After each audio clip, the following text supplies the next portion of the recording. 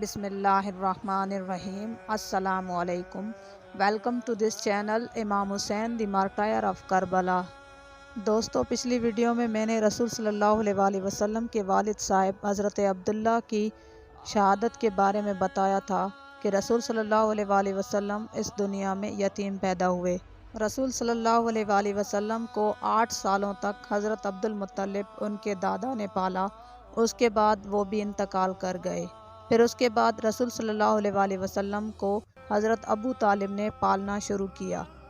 کچھ لوگ یہ سوچتے ہیں کہ رسول صلی اللہ علیہ وآلہ وسلم کو دائی حلیمہ نے پالا تھا، تو اس کا جواب یہ ہے کہ جب کہ حضرت موسیٰ علیہ السلام پر اللہ تعالیٰ نے دائیوں کا دودھ حرام قرار دیا تھا، تو رسول صلی اللہ علیہ وآلہ وسلم جو کہ محبوب خدا ہیں اور ختم مرسلین ہیں اور سلطان انبیاء ہیں اور مسجد اقصیٰ میں امام الانبیاء ہیں، اللہ تعالیٰ کا قانون سب کے لیے برابر ہے۔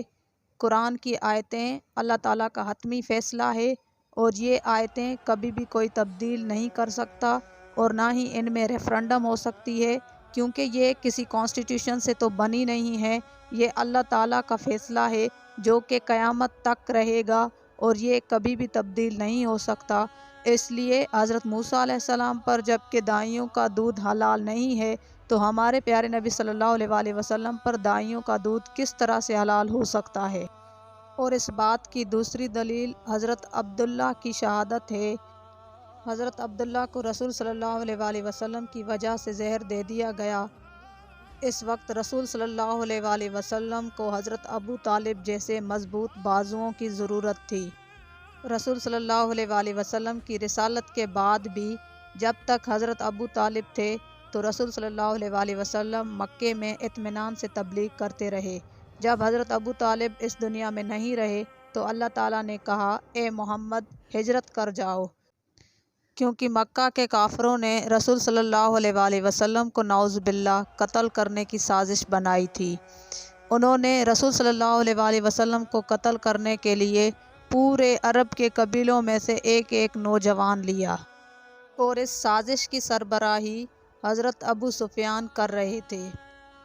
اس نے اس سازش میں پورے عرب کے قبیلوں کو اس لیے ملوث کیا تاکہ ہاشمی کسی ایک قبیلے سے انتقام نہ لے سکیں، تاکہ ہاشمیوں کے لیے پورے عرب کے قبیلوں سے انتقام لینا مشکل ہو جائے، اور وہ کسی سے بھی محمد کے قتل کا انتقام نہ لے سکیں۔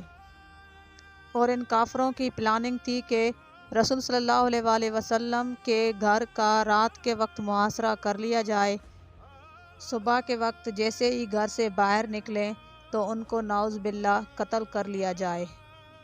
ایسی سازشیں یہ کافر پہلے بھی کرتے رہے، پر ہر بار یہ حضرت ابو طالب کی حکمت عملی سے ناکام رہے۔ رات کے پہلے حصے میں رسول صلی اللہ علیہ وآلہ وسلم جس بستر پر سوئے ہوتے تھے، رات کے دوسرے حصے میں حضرت ابو طالب اپنے کسی بیٹے کو اسی بستر پر سلا دیتے تھے، اور اس طرح تیسرے حصے میں بھی رسول صلی اللہ علیہ وآلہ وسلم کی جگہ تبدیل کی جاتی، اور چوتھے حصے میں بھی۔ اور خود حضرت ابو طالب ساری رات پہرا دیتے کہ کوئی کافر رسول صلی اللہ علیہ وآلہ وسلم کو رات کی تاریکی میں قتل نہ کر دے۔ اب جب کہ حضرت ابو طالب اس دنیا میں نہیں رہے، تو رسول صلی اللہ علیہ وآلہ وسلم نے مدینہ کی طرف ہجرت اختیار کر لی، اور مدینہ میں رسول صلی اللہ علیہ وآلہ وسلم کا بھرپور استقبال کیا گیا۔ اس وقت ہمیں دیجیے اجازت، ملتے ہیں نیکسٹ ویڈیو میں۔ اللہ حافظ۔